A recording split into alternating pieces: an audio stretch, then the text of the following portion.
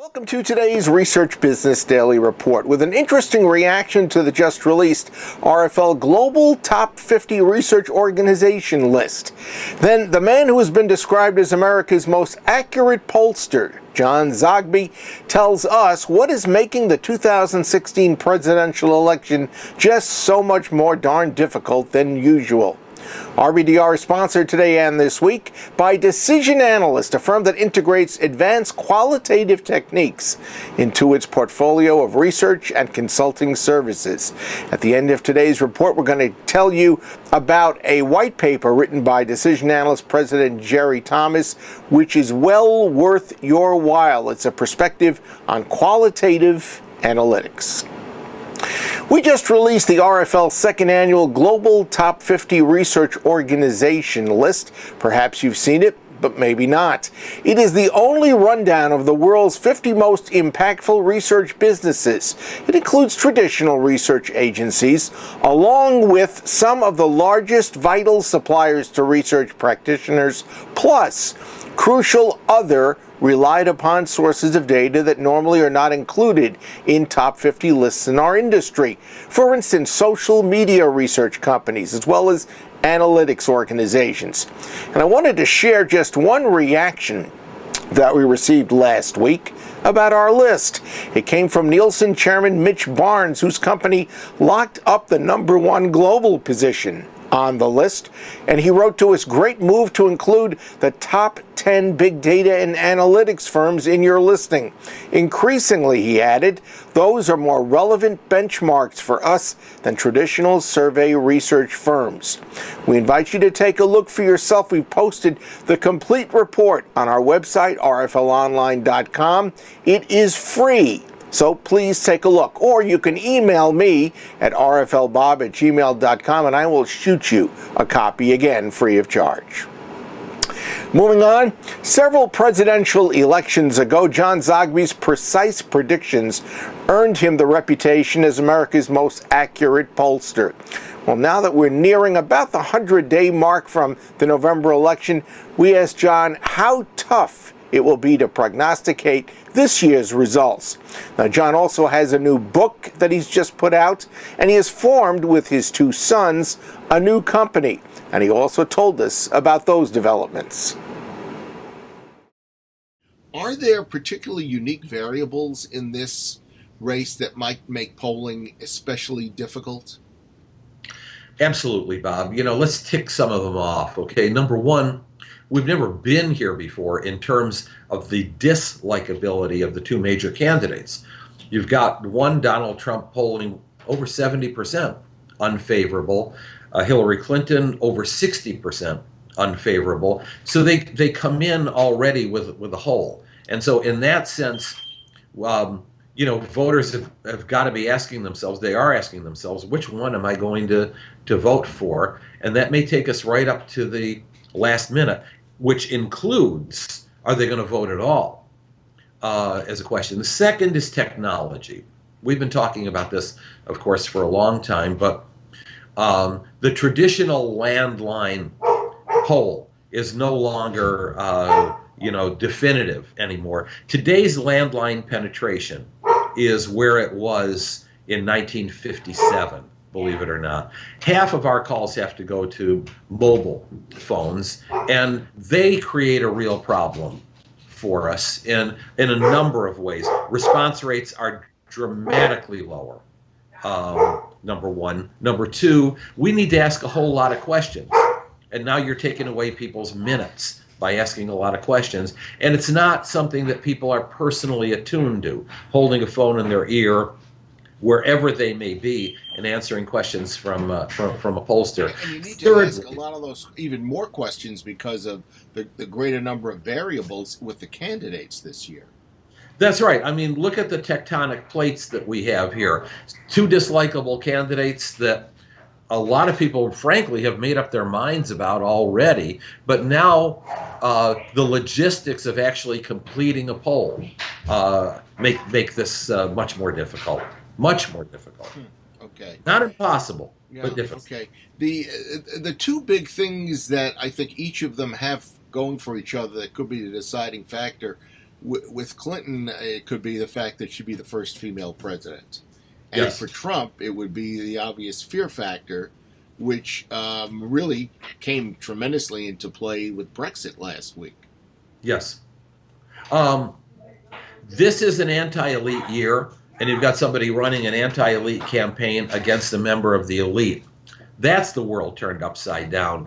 You know, if we go by history and tradition right here, Hillary Clinton should be mopping up. She has demographics. A Democrat has demographics on the side and history. The last 6 elections, Democrats either have won a majority of the Electoral College, or most of the battleground states, or have come very close. That's one problem. The other problem is that just when you think that Hillary is developing some momentum, something happens in the Donald Trump side where he's looking a little better. Brexit, as you point out, helps him. I mean, that's an actual vote that has taken place, maybe defied some expectations, certainly on the part of the elites themselves. And now you've got to say Donald Trump is maybe doing a little bit better. And the recent polls are suggesting Hillary leads, but she's not putting this away by any stretch. And there are a lot of people who are still undecided. Could the choice of the vice president make a bigger difference this time around than it normally has? Yeah, you know, I mean, let's state the obvious that traditionally it hasn't mattered that much, but here and there it has. You know, a Joe Biden pick certainly added some gravitas to Barack Obama. An Al Gore pick was decisive. There you had 2 baby boomers, you know, after the 2 oldest men ever to be in the presidency. Those mattered. This time around, anything that produces a 1% or a 2% boost for a candidate can be hugely decisive. Who will run with Donald Trump? That can be seen as a thankless job. Yeah. And then who enhances Hillary?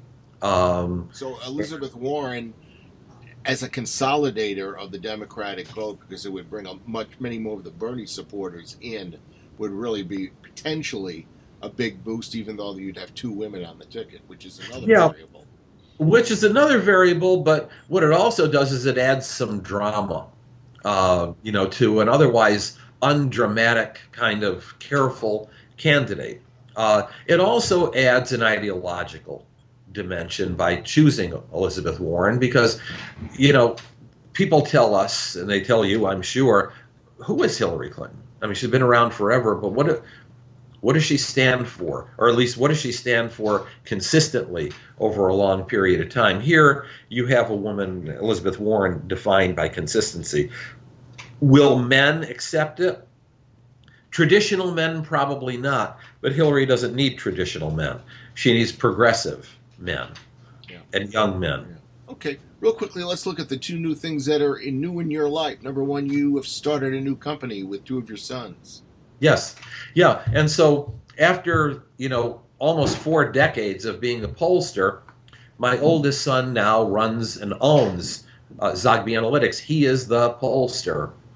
My other 2 sons, Ben, a gifted lawyer, and Jeremy, a gifted professor, both with experience in analytics, incidentally. The 3 of us now are the strategists, message and branding developers, the kind of people that work hands-on with clients, but data-driven strategic planning, messaging, and branding. And the name of the company is? John Zogby Strategies. It's a unique name. A unique name, and we like it. Okay, and you have a new book, which is called? I do. About America's New Tribes. And basically, it's a book both about process and about content. The process part is that we've taken cluster analysis to a new level. So instead of a few of us professionals sitting around a table and saying, let's test this, let's ask that, I hypothesize that this is where people are, and then we test it. We started right from the very beginning with 4,000 respondents to 21 open-ended questions. And we asked people, what's the motto that defines your life? What are the 2 most defining moments in your life? On what basis, mainly, do you choose the people you hang out with? What brand speaks to you? That sort of thing. And we tabulated them, Bob, the old-fashioned way. Slips of paper in piles and columns.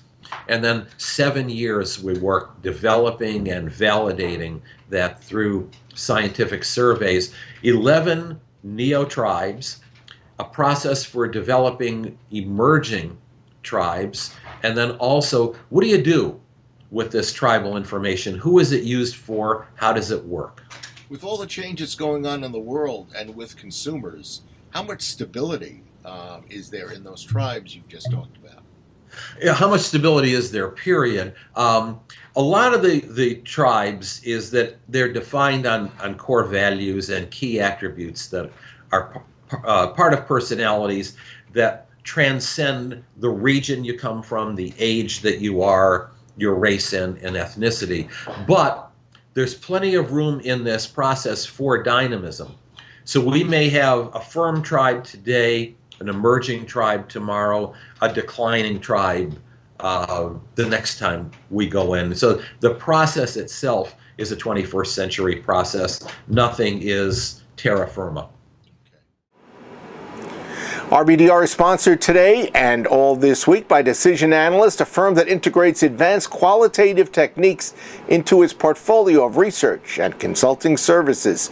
You know, comparatively little has been published about the extremely important task of analyzing and reporting qualitative research results, which makes a white paper that Decision Analyst President Jerry Thomas has put together with perspectives on qualitative analytics so worth your while. Check it out. You can use the special link that we've created. It's both in the email that went out to our subscribers, and of course, it is in the description box directly underneath today's video. We hope you have a great research day, and we'll look forward to seeing you back here with us tomorrow.